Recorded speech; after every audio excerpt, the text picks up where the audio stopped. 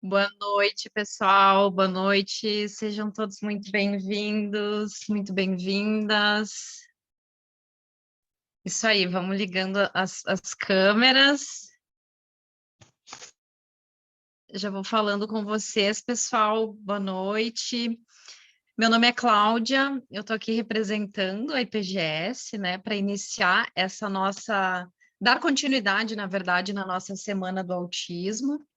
Então, sou professora aqui na instituição também, e a ideia desse nosso encontro, né, enquanto a gente tem esses minutinhos aqui para ir conversando, a ideia desse encontro é justamente mostrar esse olhar multidisciplinar, multiprofissional sobre a seletividade alimentar. Então, vai ter fonoaudióloga, fisioterapeuta, nutricionista, né, colocando os seus pontos de vista sobre esse assunto que está muito em pauta essa semana, né, que passou, né, todo mundo está vendo, e então, quem for entrando, fica bem à vontade para enviar dúvidas aqui pelo chat, que na medida do possível, eu vou dando uma olhada, boa noite, pessoal que está entrando aqui, boa noite no chat, à medida do possível eu vou vendo os questionamentos e encaixando nos momentos aqui da nossa aula de hoje. Então, a gente só vai aguardar mais alguns minutos até todo mundo entrar para eu retomar de novo o assunto. O que vocês estão achando? Me contem aqui no chat, o que vocês estão achando da semana, dos conteúdos, em relação ao que vocês esperam. Vou abrir aqui o chat para ir acompanhando também.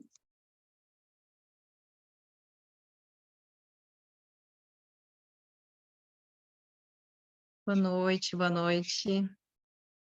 Então, eu vou retomar, né, para a gente ser bem pontual, eu vou retomar a ideia dessa nossa conversa de hoje. Então, a ideia é falar sobre seletividade alimentar, como ocorre, os sinais de alerta, né, relacionados à seletividade, um olhar bem precoce, né, que é bem esse foco que a Francine vai comentar também, esse olhar precoce, essa da parte sensorial, questões importantes sobre o diagnóstico, ó, a gente tem já, exatamente, tem uma incrível e enorme demanda aqui no chat. Esse olhar também para o tratamento multidisciplinar, em relação também ao comportamento alimentar desses pacientes, tanto na casa dos pacientes, em relação aos familiares e também na escola, né, para a gente ter esses dois olhares, e como orientar também os pais, como é na prática. Então, a ideia desse nosso encontro é justamente dar alguns exemplos, muito mais do que um caso clínico, são vários pontos que a gente vai tratar aqui para poder trazer mais do que um caso, né? Então, relacionados a esse assunto. Então, agora eu vou deixar com vocês a palavra para a professora Francine. Fica bem à vontade, Francine, muito obrigada por estar aqui conosco, seja muito bem-vinda. E agora, o assunto aqui vou deixar com vocês. Olá, estão me escutando bem? Sim? Então tá, ótimo. É que às vezes o meu áudio aqui dá Tá tudo certo. uma travada, mas que bom. Então, prazer, é um super prazer aí estar numa turma grande, né, de nutricionistas, de um pessoal que vem cada vez, uma profissão, né, cada vez mais vem entrando aí na área do autismo e na área da pediatria, né, a gente sempre, eu trabalho com intervenção precoce, como a Cláudia falou, e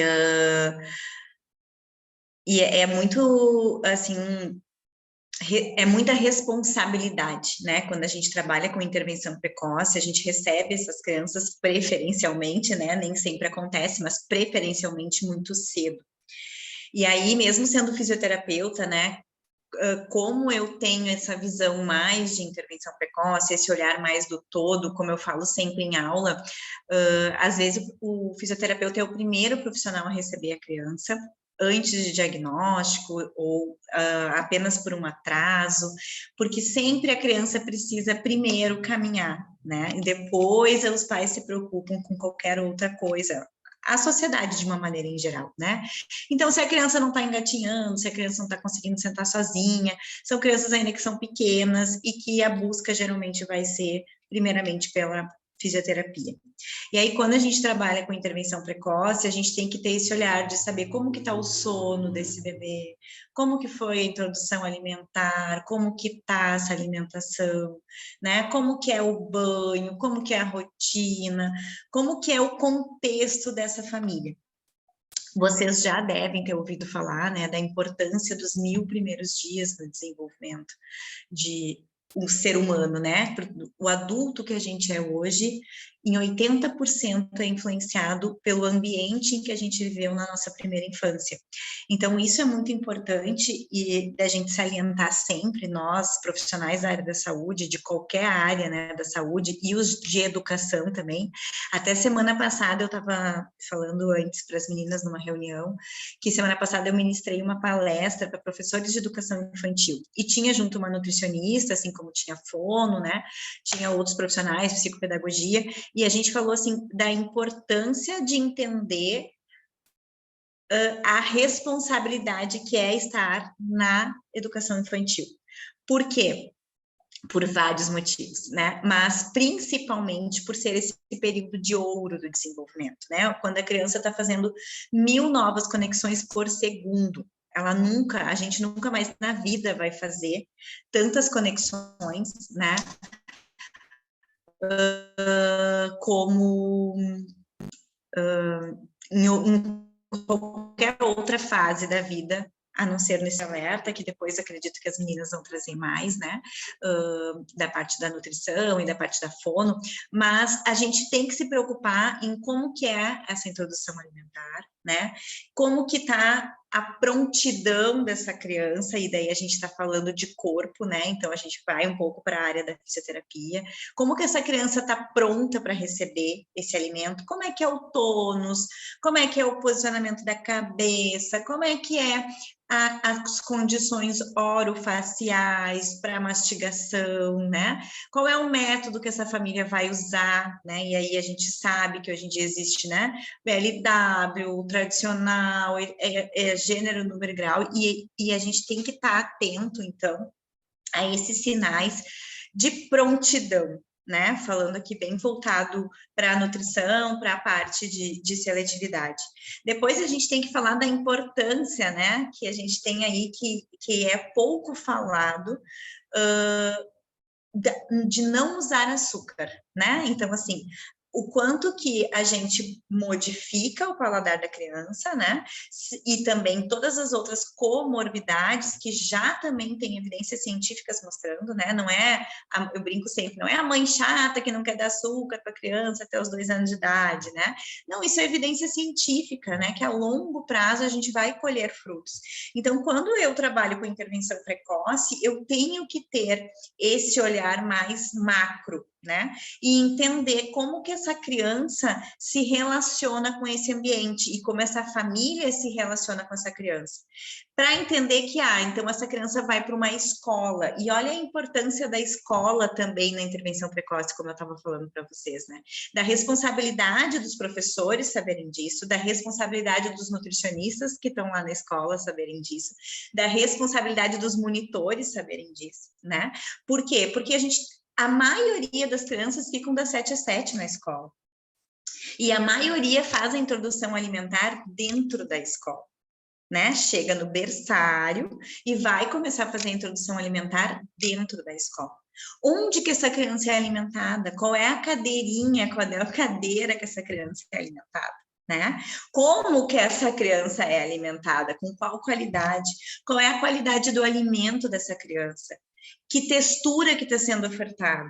E aí, quando a gente for entrar depois em assunto de autismo mesmo, né? Quando a gente já tem o diagnóstico, a importância dessa escola para esse olhar, né? Para esse olhar de ofertar muito alimento, variedade, né? Muito que eu quero dizer, a variedade de alimentos, e o efeito manada que a gente fala na criança, né? A criança olha para o colega está comendo, então, quem sabe eu vou comer também. Claro que quando a gente tem uma seletividade não é assim tão fácil, mas a gente pode diminuir muito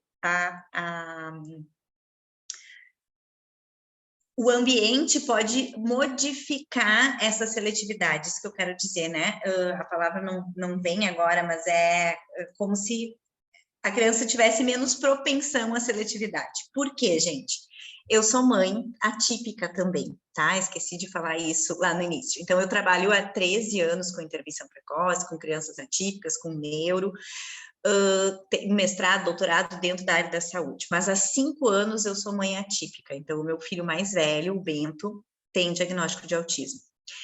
E quando eu me tornei mãe autista, né? Mãe de autista, mãe atípica, toda aquela minha empatia que eu já tinha pelos pais, né, dos meus pacientes, etc., multiplicou, triplicou, não era mais só empatia, era estamos no mesmo barco mesmo.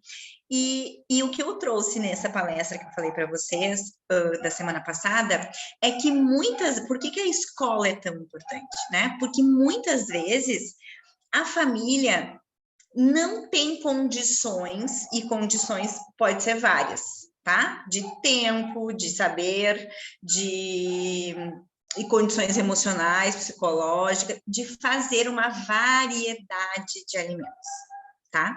Isso é o número 1.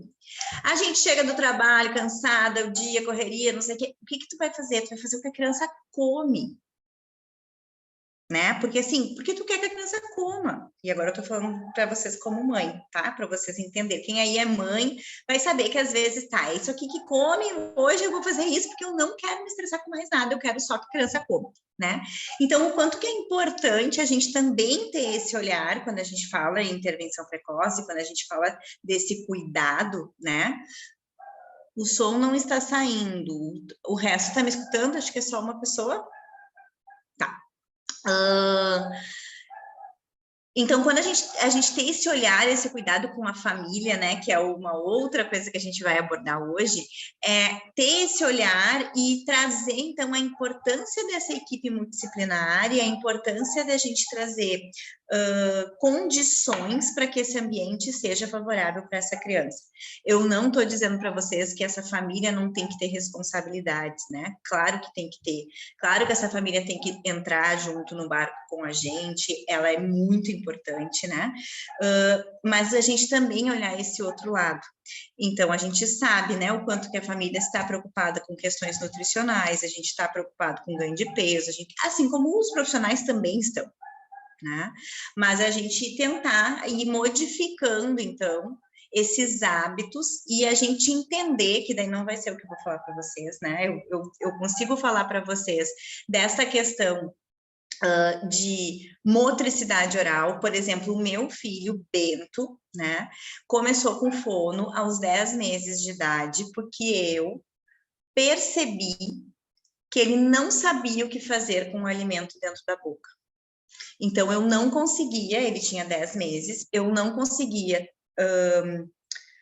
passar do pastoso para o sólido, né? Ele se alimentava super bem no pastoso, mas se eu desse qualquer pedaço, ele não sabia o que fazer com o alimento na boca. Ou seja, ele tem ainda uma hipotonia, tem uma língua mole, mais protusa, assim, e isso faz com que ele coma, né, só num plano de movimento, que a gente fala, quando a gente fala em movimento, né, só para frente. Então, mamar e comer assim. Quando eu tenho que mastigar, eu tenho que jogar o bolo alimentar de um lado para o outro, de um lado para o outro, ele não sabia o que fazer. E isso me ligou um sinal de alerta bem grande. E aí eu procurei a fono com 10 meses para receber orientações, e aí a gente ganhou exercícios e tal, para ensinar ele a buscar o bolo alimentar e mastigar.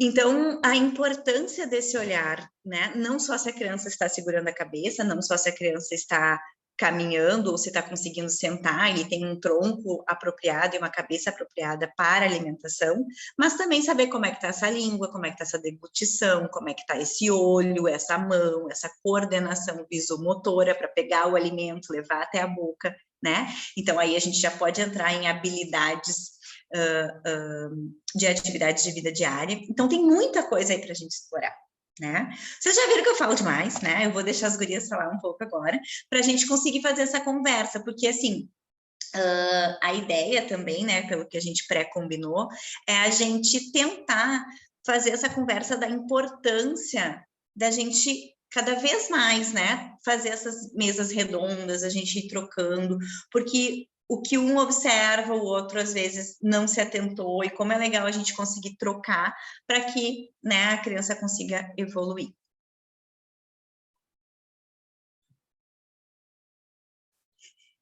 Sem microfone. Sim, só um momentinho aqui, eu estava resolvendo, eu só reforçando aqui, perfeita a tua introdução sobre o tema, Francine, muito obrigada. É justamente isso que nós compartilhamos também no grupo, quem está acompanhando no grupo foi compartilhado ontem um e-book justamente com essas fases do desenvolvimento típico, porque muitas vezes vai ser o nutricionista ou outro profissional que está mais próximo que vai ter o tempo para fazer essa educação para os pais ou tutores, para essa família, de que aquele desenvolvimento não está correto ou não está adequado para aquela fase, né? Então, é bem isso. Enquanto eu estou recebendo aqui perguntas, eu vou dando uma olhada, a gente vai falar também sobre outras fases ao longo, né? Dá para trazer exemplos depois também outras fases, não só na primeira infância, que no caso da adolescência, ou como consegue se alimentar, se está relacionado à seletividade alimentar. Eu acho que, né, quem das profissionais tiver esse exemplo de outras fases da vida também dá para trazer. E agora eu vou deixar para as nutricionistas, né, para iniciarem, a gente tem a Gabriela aqui, que está presente, para ela relatar um pouco da prática clínica dela em relação ao autismo também, a importância da alimentação e da educação nutricional, que eu sempre gosto de reforçar, né? O nutricionista como educador em todos os pontos que muitas vezes a gente esquece desse detalhe tão fundamental lá da graduação, mas é a educação nutricional. Então, Gabriela, seja muito bem-vinda. Oi, boa noite, tudo Boa bem? noite. Muito obrigada pelo convite, fico muito feliz de estar aqui com vocês nessa noite, ainda mais falando sobre esse assunto que tem me encantado cada vez mais, de poder também falar um pouquinho da minha prática com crianças autistas, rapidamente, assim, só para me apresentar, eu sou nutricionista, eu atendo aqui em Porto Alegre, Rio Grande do Sul, há alguns 3 anos, mais ou menos, eu tenho visto a necessidade realmente de trabalhar mais a questão da seletividade alimentar, né? Então, o meu grande foco é, hoje, o atendimento de crianças com seletividade alimentar e, consequentemente, crianças com autismo, né, vieram junto, além das típicas, as atípicas também, dentro desses atendimentos. Então, me vi, assim, atendendo crianças com autismo e tendo que estudar mais e buscar mais informações, realmente, para poder atender eles como um todo.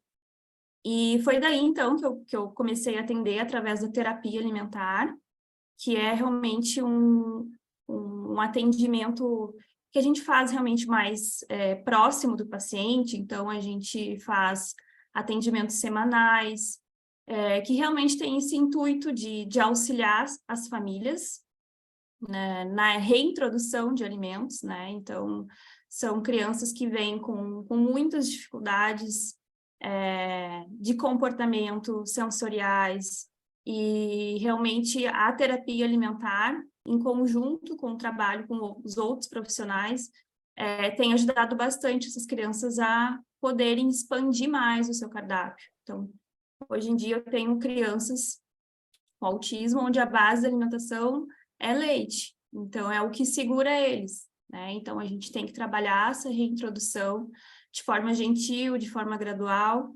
auxiliando eles, assim, a família também, a reintroduzir novamente os alimentos, né? Uhum. Perfeito. Essa tua fala, Gabriela, assim, da questão da terapia alimentar, até para, né, para quem ainda não, para quem ainda não está na área, para quem está iniciando ou pensando em atuar nessa área, é algo que difere muito do que a gente sempre imagina daquela consulta a cada 30 dias ou 20 e poucos dias, né? E isso seria um formato que ele, de certa forma, já é validado por você, assim, o como você consegue inserir através de metas e acompanhamento, qual é a diferença que você viu em relação ao tratamento tradicional desses pacientes? Tradicional, digamos, aquele tradicional da nutrição, Sim, né? sim.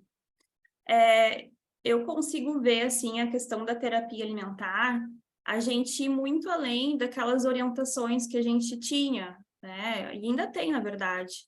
Então, quando a gente trata de seletividade alimentar, simplesmente só fazer com que os pais, a família, façam um pratinho colorido, bonitinho, por muitas vezes não vai ser o suficiente. A gente precisa ir além e buscar a causa, realmente, da seletividade alimentar.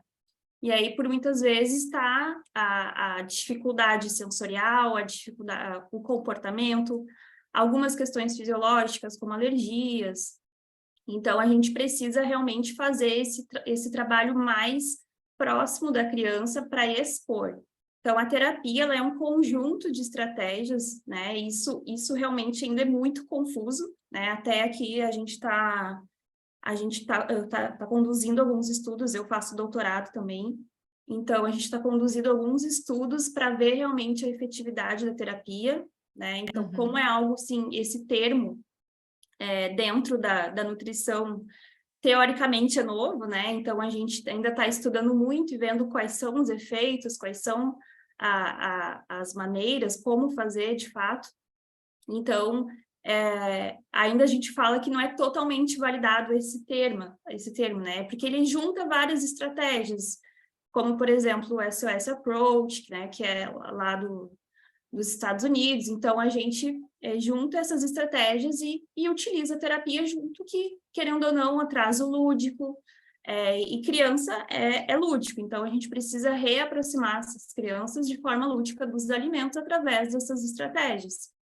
Outra estratégia é o esticamento, né? Então, por exemplo, uma criança que só aceita nuggets, aqueles de caixinha. Então, a gente vai fazendo um esticamento que a gente fala, trabalhando com nuggets caseiro até chegar a um bife de frango. Então, é tudo um passo a passo e muito gradual, né? Então, a terapia, ela difere realmente do atendimento tradicional, porque a gente tem um acompanhamento mais próximo. E aí eu sempre digo para as famílias, assim, a gente tem data para começar, mas não tem data para finalizar.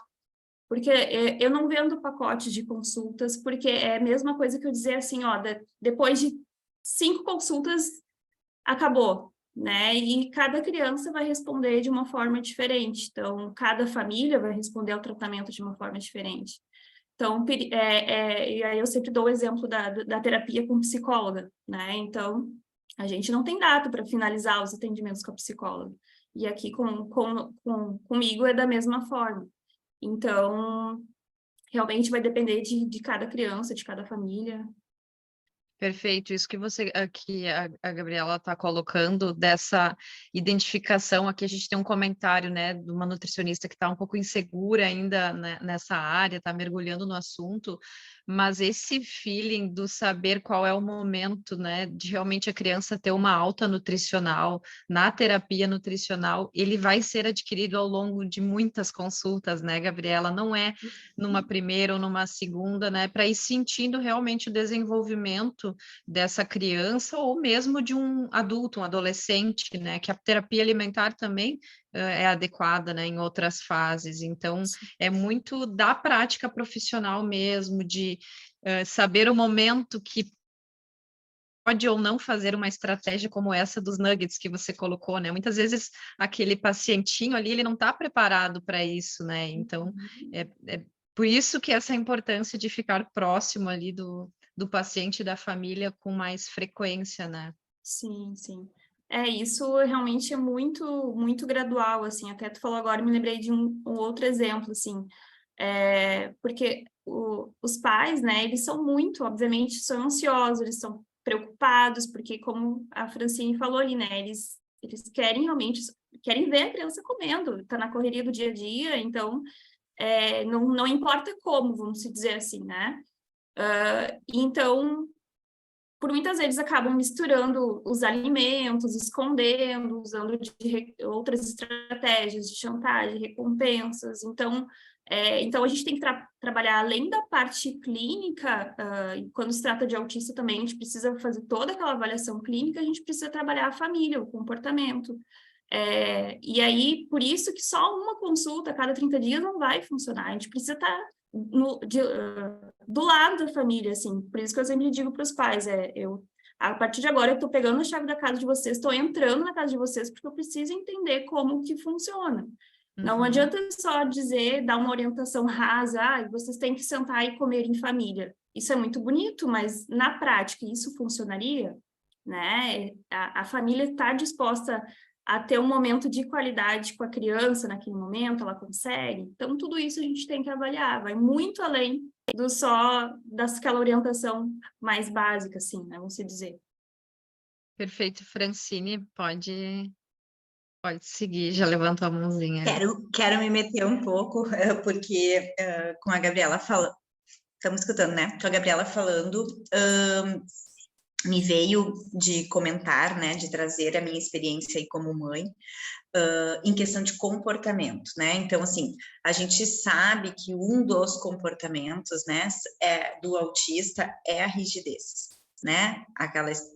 Aquela coisa de fazer sempre igual, do mesmo jeito, ter aqueles rituais, né? E isso muito leva para a alimentação. Então, assim, eu gosto só da marca X, ou só massa, eu só como espaguete. Se for outro tipo de massa, mesmo que seja feito do mesmo jeito, não, porque não é espaguete. Então, a gente sabe que tem muitos casos disso, né? Aqui em casa, o bento hoje não é seletivo, tá? Mas a gente está sempre com um sinal de alerta ligado. Então, é isso que eu falo, quando a gente é pais atípicos, a gente está sempre, né, tentando nortear e entender qualquer sinal de alerta que possa. Então, por causa do comportamento, que é muito rígido, a gente tem que modificar muito a variedade de alimentos para que isso não se transforme numa seletividade, né? E isso, às vezes, as famílias eu vejo que têm dificuldade de entender. Então, por exemplo, o que acontece? Na cantina da escola que eles estudam, eu tenho um segundo filho que não tem TEA, tá? Que tem 3 aninhos. Tem a cantina da escola e tem pão de queijo, e o Bento, meu filho que tem TEA, é apaixonado por pão de queijo. Então, um dia eu fui buscar na escola e a gente passou no final da aula na cantina para comprar pão de queijo. No segundo dia, ele quer pão de queijo de novo. Isso aconteceu, é real, tá? Aí tá, vamos lá, vamos comprar pão de queijo. No terceiro dia, o meu marido me olhou e disse assim, acho que isso tá virando, sei lá, se era o terceiro, quarto, sei lá, né? Mas assim, acho que isso, né, vamos ligar o sinal de alerta. Eu disse, hoje não tem pão de queijo, mas vai ter uma outra coisa, né? Hoje vai ter uma fruta no carro, vai ter uma bolachinha, ou vai ter, não sei. Então, o que a gente tem que fazer, né? Por mais que seja mais fácil para mim ir ali na cantina da escola e comprar o pão de queijo, e eu não ter, talvez, uma crise, porque daí tem o início de uma crise, né, porque eu estou dizendo não, e ele quer o pão de queijo, como assim, se ontem, né, hoje a mãe não tem dinheiro, mas daí, mãe, mas tu tem cartão, né, aquela coisa assim, aí não sei o que, então, aí eles tentam, né, eles vão tentando, o meu é verbal, mas os que não são verbal, aí sim, né, e aí acaba o quê? Que a mãe dá esse pão de queijo, né, que fica mais fácil, porque é difícil a gente modificar, e eu tô falando, gente, uma pessoa que estuda desenvolvimento, intervenção precoce, que né, eu considero que tem o conhecimento, claro que não todo, mas o quanto que é difícil eu manejar esse comportamento e eu estar com a minha antena ligada e que se eu quisesse, eu brinco assim, o Bento poderia ser seletivo, né? Porque muitas vezes, não quero comer isso, eu quero a massa assim, daquele jeito. Eu disse, não, hoje é essa que tem para comer. Se tu quer comer essa, tu come. Se tu não quer, na próxima refeição, né? Tu vai comer outra coisa. Então, a gente teve que fazer esses manejos, esses ajustes, né? Esse olhar com a alimentação. Então, acho que isso é muito importante também para quem está começando, entrando na área, né? De ter esses sinais de alerta, assim, de mostrar para essa família, tá sempre com a antena ligada, né? E mesmo que às vezes é por causa de uma cor, às vezes é por causa, né? Então, assim, a cor preferida do Bento é amarelo, então tudo ele quer amarelo. Então, ele prefere comer massa, ele prefere comer queijo, ele prefere comer as coisas. As frutas são melão, banana, né? E eu tenho que fazer essa ligação. Porque se eu deixar isso passar, eu deixo de ofertar outras coisas, né? E a importância também de saber que tudo bem eu não gostar de alguma coisa, né? Que nem todo mundo aqui gosta de comer tudo o tempo todo. Mas essa variabilidade, quando a Gabriela traz da importância da gente entender o que essa família consegue fazer, né? Então, aqui em casa, por exemplo, a gente não almoça juntos nenhum dia da semana, a não ser final de semana. Então, é lá no final de semana que a gente vai fazer uma mesa, que a gente vai sentar todo mundo junto. Então, assim, não adianta a Gabriela me dar orientações de almoço que eu não vou conseguir fazer, porque eu não almoço com os meus filhos. Né? Então, assim, é importante a gente pensar nisso, sim. Era só isso que eu queria falar. Obrigada, gente. Perfeito, Francine, ótima complementação. Eu acho que a Gabriela até pode trazer um pouco mais, né, para dar continuidade a isso, em relação à primeira consulta do nutricionista, quando ele inicia a terapia nutricional, dessa opção que a gente teve, né, da nutricionista Karine, aqui um comentário, que é observar o contexto familiar, essa anamnese, como é que ela vai ser diferente para realmente observar o que aquela família pode fazer naquele momento, aonde ela mora, quais são os acessos aos alimentos. Então, acho que isso sim é muito importante nesse primeiro momento, até para o profissional ter informações suficientes para pensar em estratégias para trabalhar nas próximas consultas, né, Gabriela? Tá, eu só vou pedir desculpas caso meus cachorros latirem aqui, tá? Então, a minha avaliação, que eu chamo de avaliação, não chamo nem de consulta, ela acontece em 2 momentos, tá? Então, primeiramente, o primeiro contato que eu vou ter com a família vai ser somente com os pais ou os responsáveis pela criança, aqueles que estão diariamente cuidando da alimentação. Eu não faço com a criança junto, porque, querendo ou não, a gente acaba falando da criança em si, né? E é muito chato a criança ficar ouvindo falarem mal, né? Teoricamente, dela, assim, né? E fora que acaba sendo um momento, por muitas vezes, chato e não é legal. Então, isso eu já consegui fazer com que a minha consulta inicial seja em 2 etapas. Então, nesse primeiro encontro, eu vou fazer toda essa avaliação, vou conhecer a família, a criança desde a gestação, vou entender como que foi a gestação, se foi tranquilo, se teve alguma intercorrência, o parto, né? Todas aquelas questões iniciais da anamnese, tipo de parto, como foi a amamentação, se teve muita dificuldade na pega, como foi a introdução alimentar, também como foi a transição de consistência, né? Então, como a Francine falou ali, que teve uma intercorrência ali no caminho, né? Se a criança sabia realmente dar conta dos alimentos, se foi feita de forma brusca essa transição, com quem a criança ficava, se teve orientação de pediatra. Então, é toda a anamnese, assim, bem completa, realmente, por isso que antes dessa consulta inicial, eu já peço algumas informações antes do questionário pré-consulta, para eu poder me deter muito mais no momento com os pais, tá?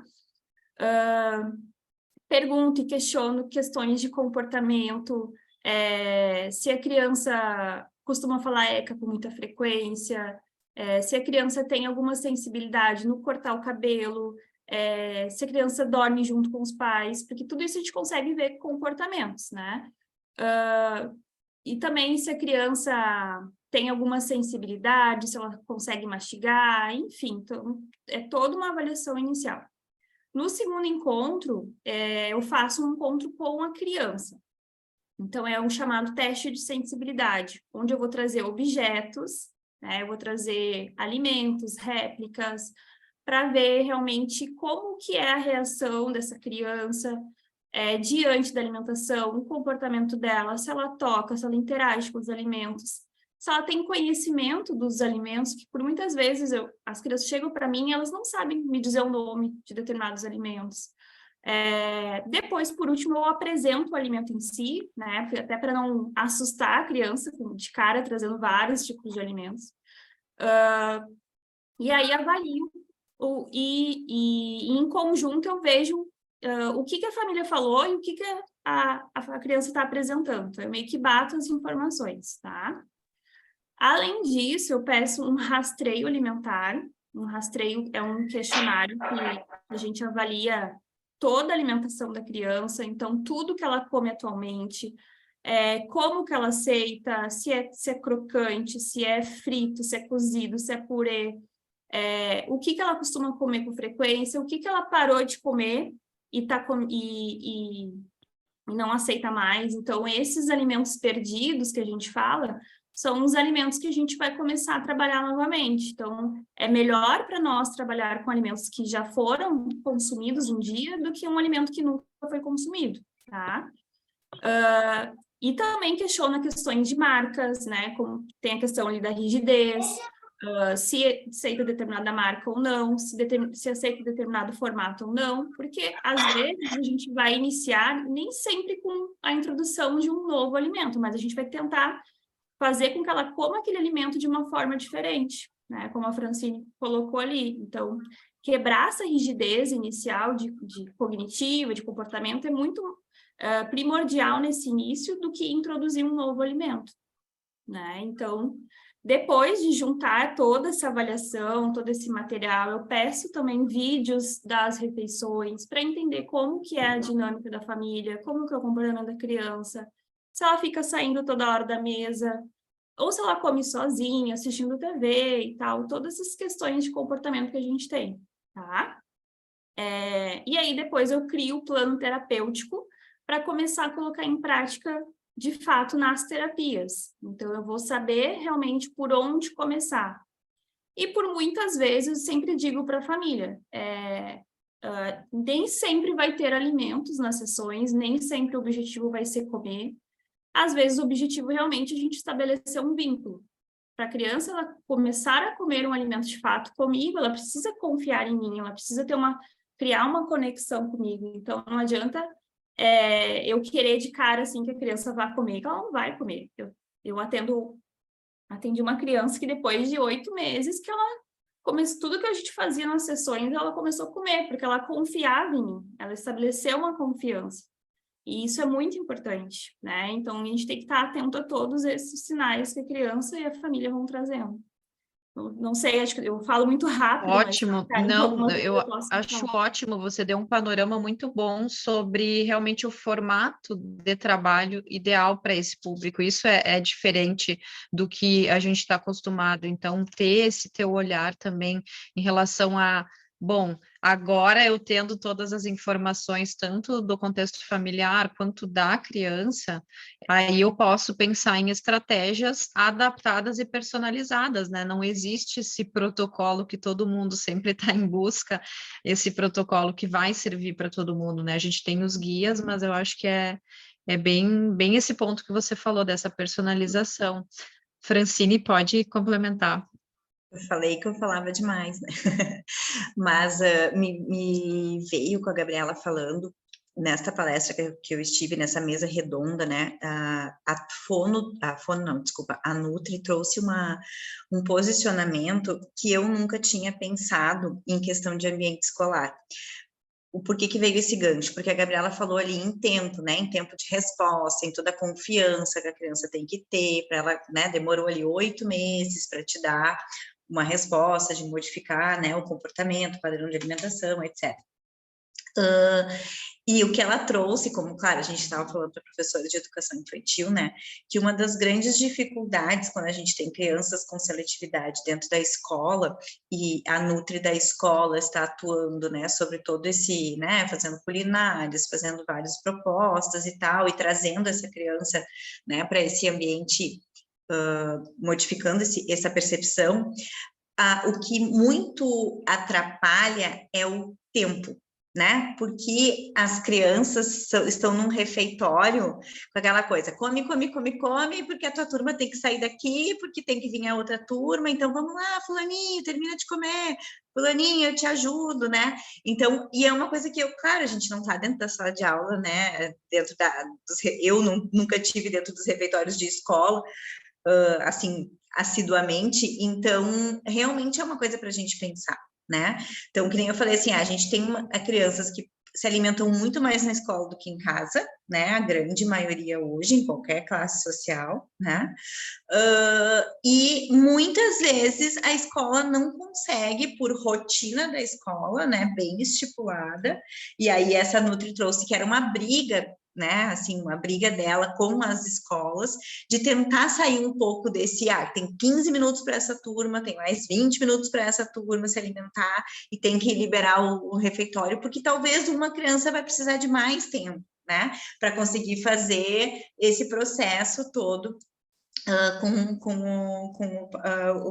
o alimento e com o tempo dele, né, então eu acho que, e aí, falando isso, me lembro que quando eu comecei a fazer os exercícios que a Fono me orientou para trazer, né, pedaços e para fazer esses exercícios com o Bento, eu demorava 1 hora e meia, né, fazendo a alimentação, o almoço. Então, gente, né? Isso, quem é que hoje em dia consegue sentar 1 hora e meia com uma criança para ficar estimulando a lateralização da língua, colocando pedacinho, esperando, né?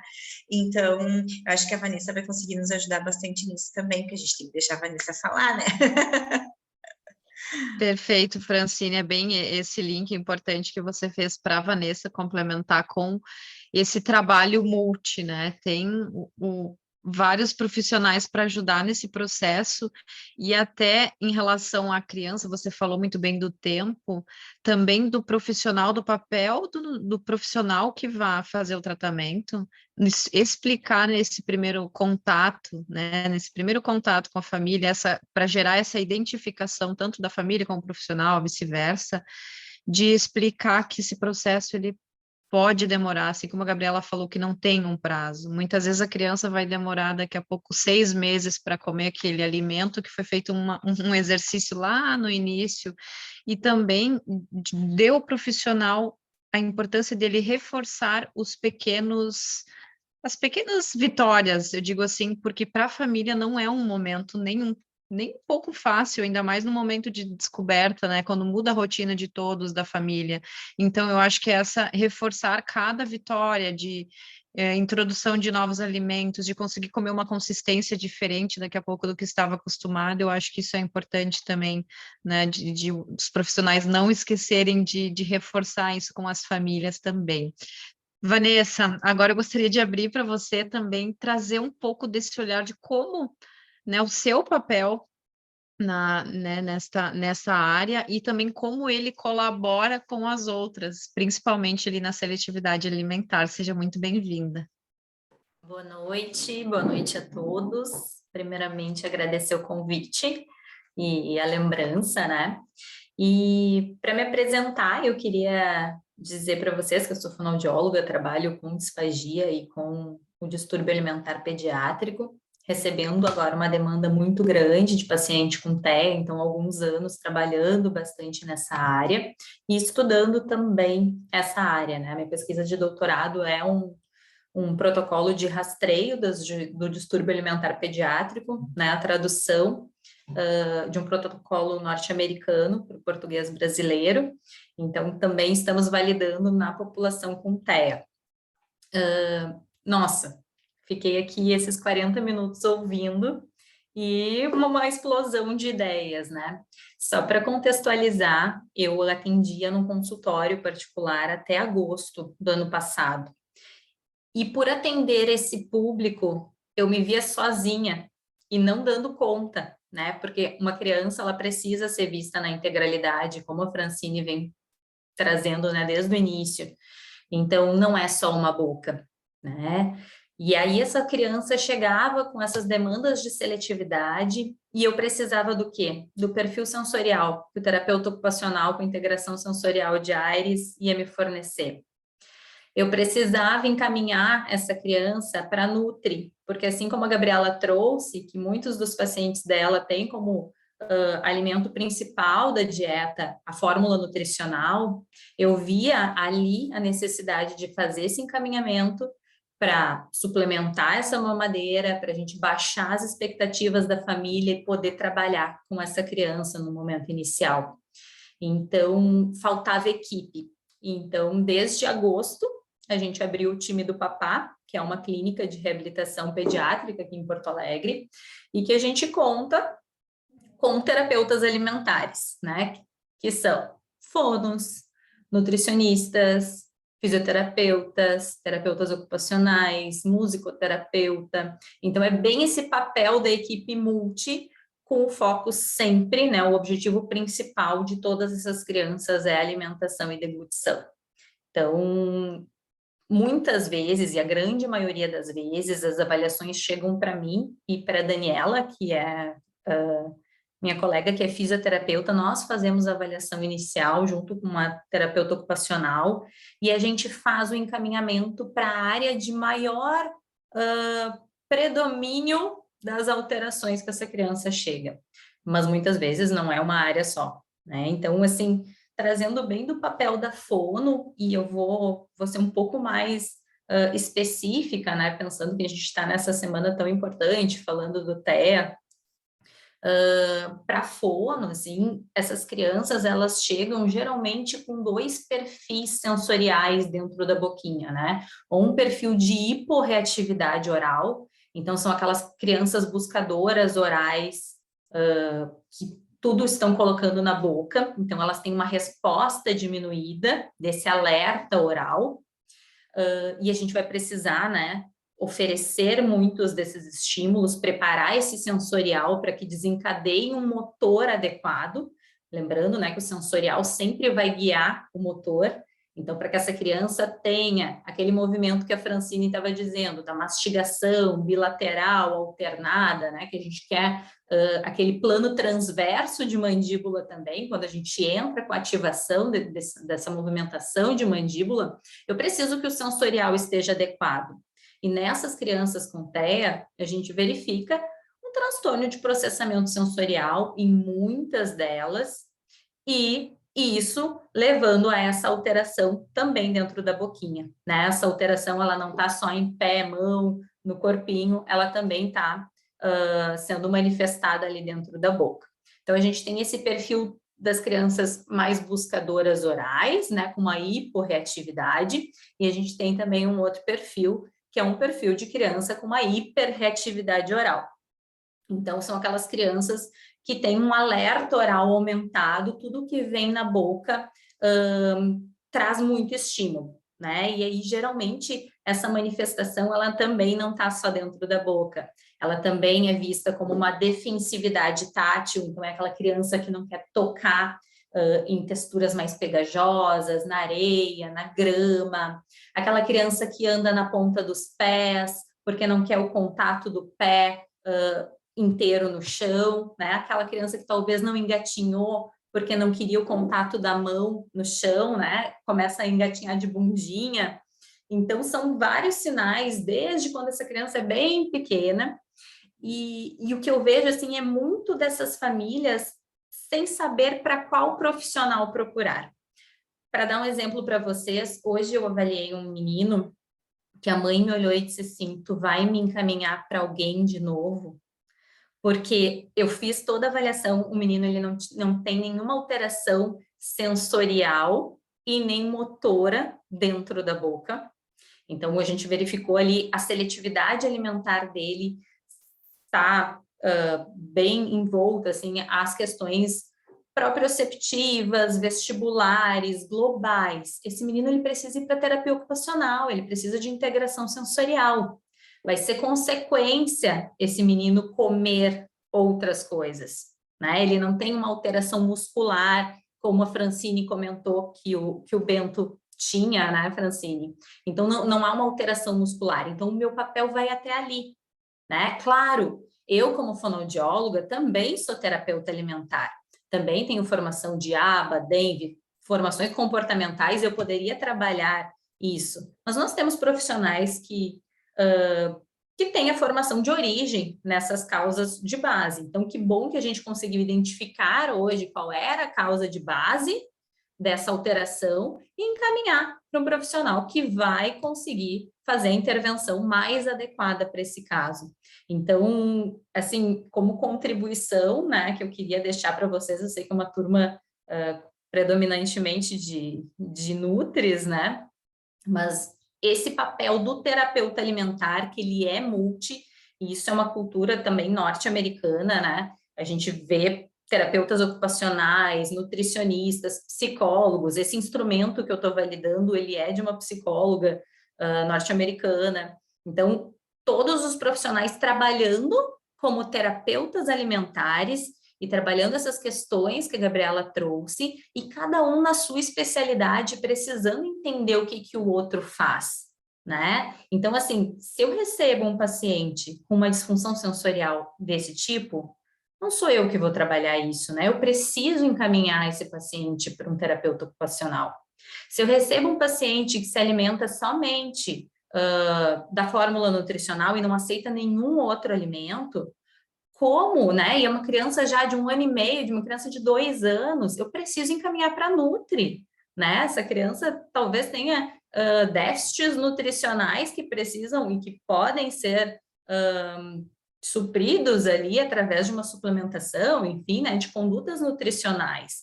Então, associado à terapia alimentar que eu vou iniciar, vai ser encaminhado. E eu estava vendo ali no chat algumas perguntas sobre adolescentes, né, e a gente não recebe só esses bebês pequenos e essas crianças pequenas. A gente tem crianças mais velhas, a gente tem crianças com TEA, a gente tem adolescentes de 11, 12, 14 anos, e algumas crianças que conseguem, né, adolescentes, que conseguem, inclusive, oralizar, verbalizar sentimentos frente à alimentação, né? E eu adoro comer, né? Eu sou uma terapeuta alimentar e eu amo comer, eu sou apaixonada por alimentação, e assim, eu chego a sofrer quando esses adolescentes conseguem verbalizar, assim, eu não tenho prazer nenhum em me alimentar. E isso vem muito. Para quem é terapeuta alimentar, isso é frequente, né? Essas crianças com disfunções sensoriais grandes, né? Volto a reforçar, assim, essa questão sensorial, ela está muito associada ao TEA e à seletividade alimentar dentro do espectro. Então, a gente não pode deixar isso de lado. É uma pena que a gente não tenha um terapeuta ocupacional hoje aqui, porque com certeza contribuiria muito com essas questões, porque realmente é um trabalho associado, e quando a gente trabalha assim em equipe e vendo essa integralidade do paciente, das necessidades dessa criança e dessa família, né? Porque é uma família que está em sofrimento, são pais que sofrem por não conseguir alimentar essa criança, não conseguir nutrir essa criança, né, desde cedo. Então, não sei, falei. Não, foi perfeito, Vanessa, até a Francine pode depois complementar. É perfeita. Essa visão, assim, pessoal, que vocês estão acompanhando aqui, esse encontro de vários profissionais aqui, esse aqui é um ambiente ouro, eu digo padrão ouro, assim, né? Se todo paciente pudesse receber esse tratamento multi, e uma informação importante que a Vanessa trouxe, de saber o que o outro faz e até onde eu posso ir para realmente criar uma rede de apoio profissional. né? E não ficar, né? Às vezes avançar numa área que a gente vai abrir uma caixinha que a gente não vai saber o que fazer depois e pode piorar um quadro. Isso é importante também, principalmente quando o assunto é terapia nutricional.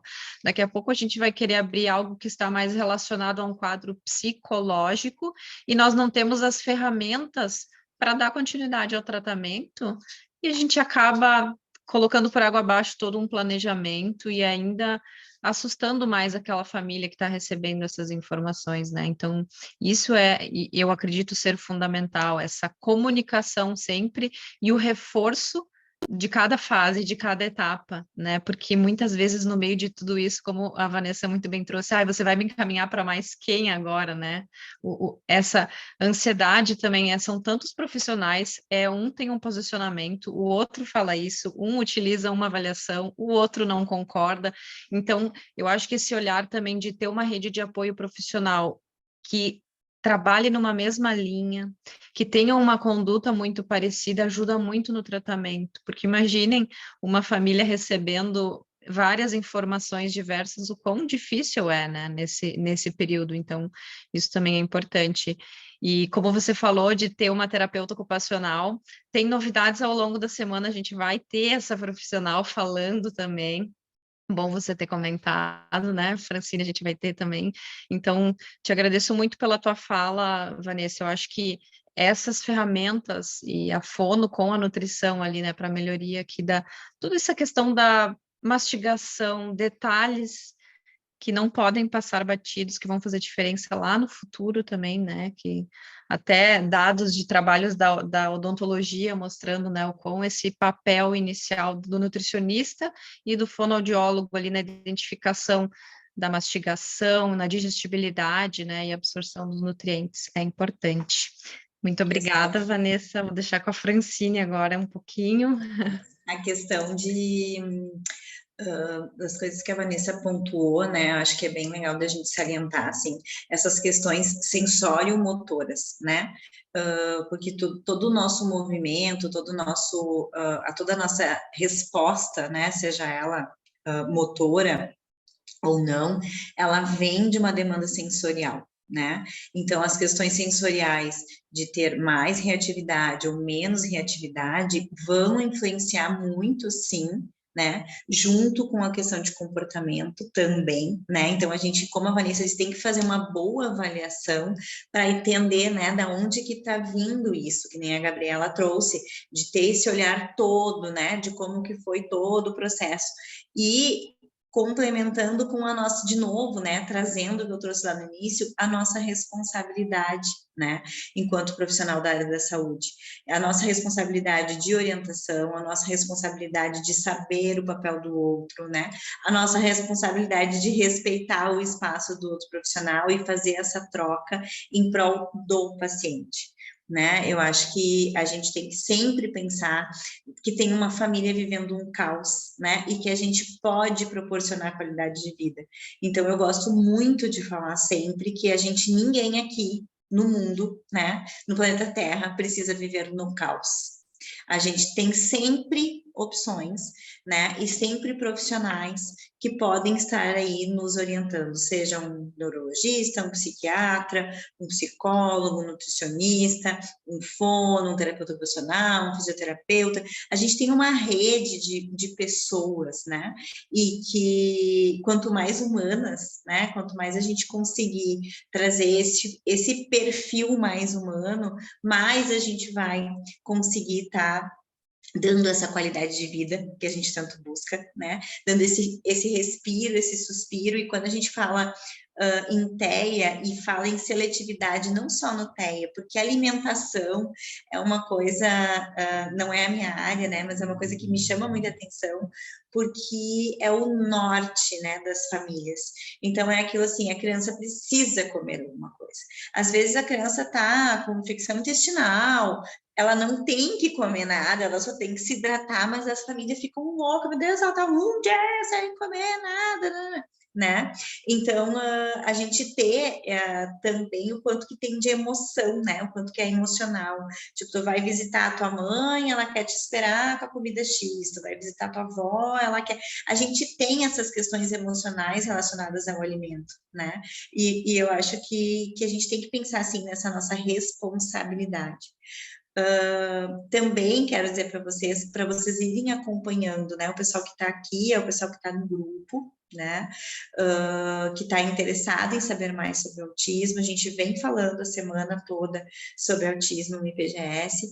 E a gente vai trazer aí mais novidades, né? Amanhã a gente tem um outro encontro que vocês também vão receber aí.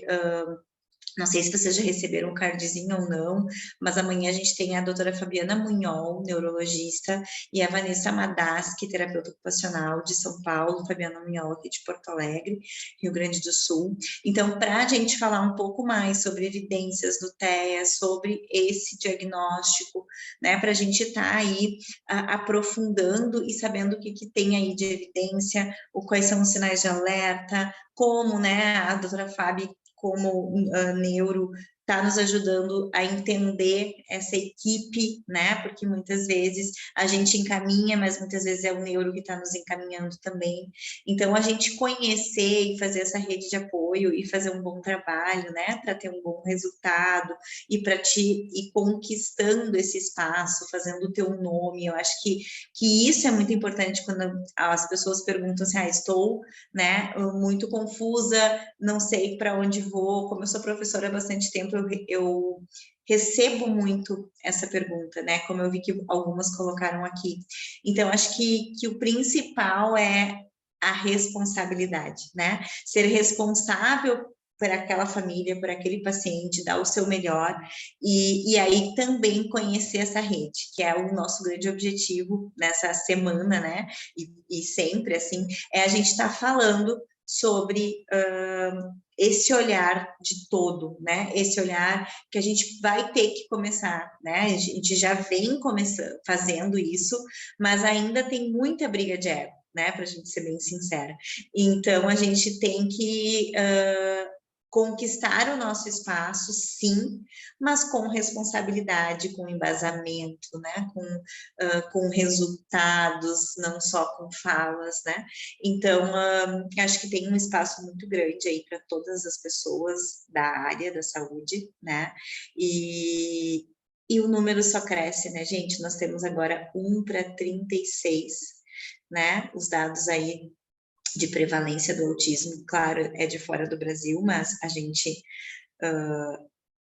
tem uma ideia, né, do que tem aumentado porque estamos sim fazendo diagnóstico precoce, aumentado porque nós estamos engajados enquanto profissionais a orientar essas famílias, né, pensar também que esse nutricionista que está no posto de saúde, esse fono que está no posto de saúde, né, o dentista que está no posto de saúde, o quanto que a gente tem essa responsabilidade também, né, essa pessoa que está fazendo aí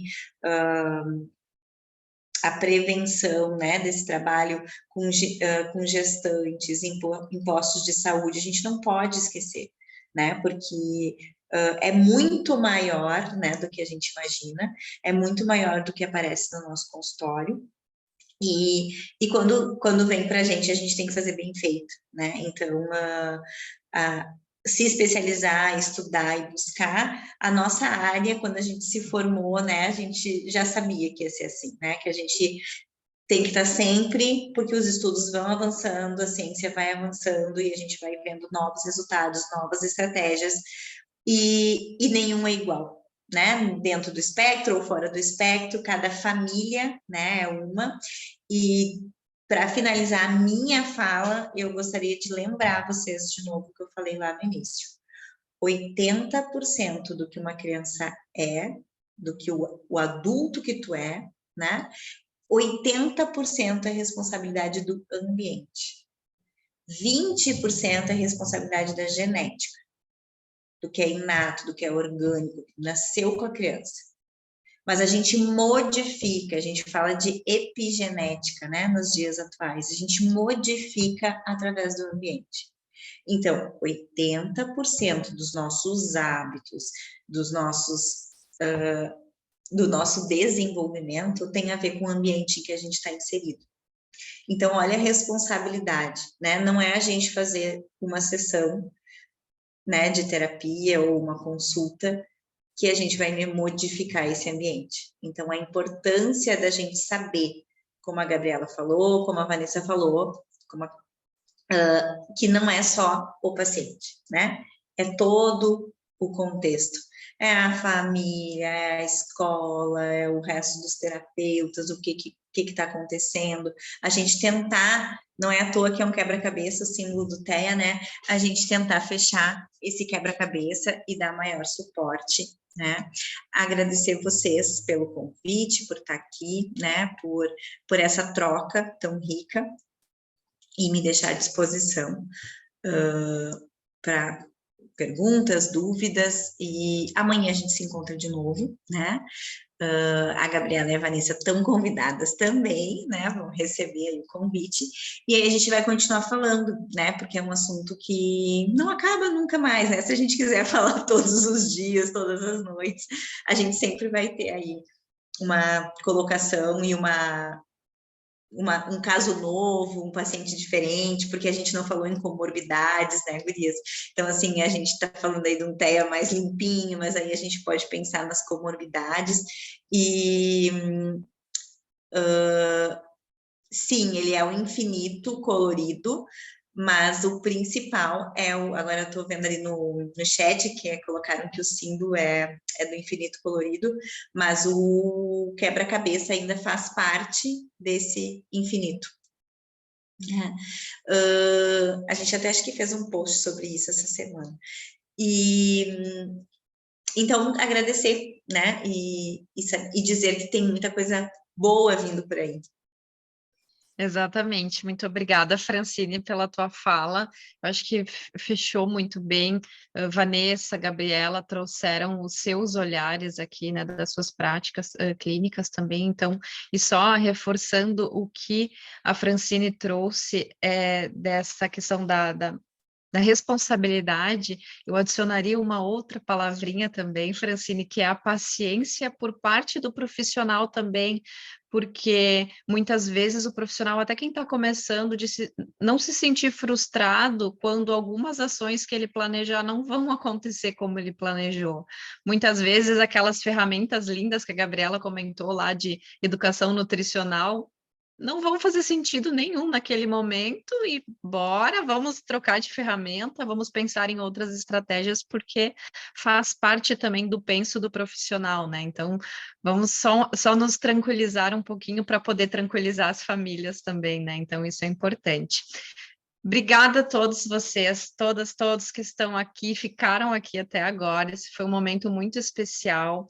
Eu reforço, assim como a Francine muito bem colocou, continuem acompanhando no grupo as informações do nosso encontro de amanhã, porque amanhã tem uma novidade muito especial, é só isso que eu tenho para dizer, né? Além de mais conteúdos relevantes, como a gente teve hoje, tem uma novidade, então conto com a presença de vocês amanhã também. Todas as informações de onde vão ser colocadas lá no nosso grupo. Boa noite, muito obrigada, profissionais, de novo, muito obrigada pela presença. Boa noite.